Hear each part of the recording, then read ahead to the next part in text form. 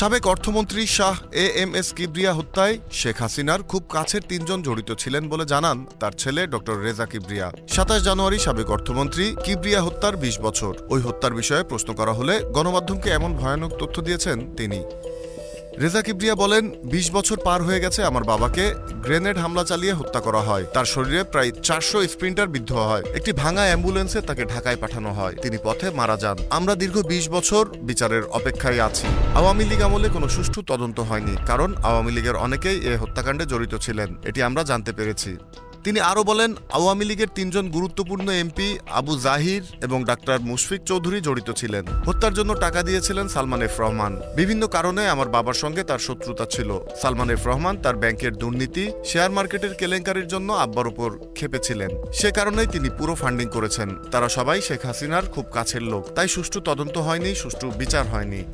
রেজা কিবরিয়া বলেন, একটি অসমাপ্ত তদন্তের মাধ্যমে সুষ্ঠু বিচার হতে পারে না। আমরা এখন আশা করছি এর বিচার হবে, তবে এ সরকারের সময় নয়, ভবিষ্যতে সুষ্ঠু বিচার হবে। আমরা সবাই সে বিচারের অপেক্ষায় রইলাম। Z news, Dhaka.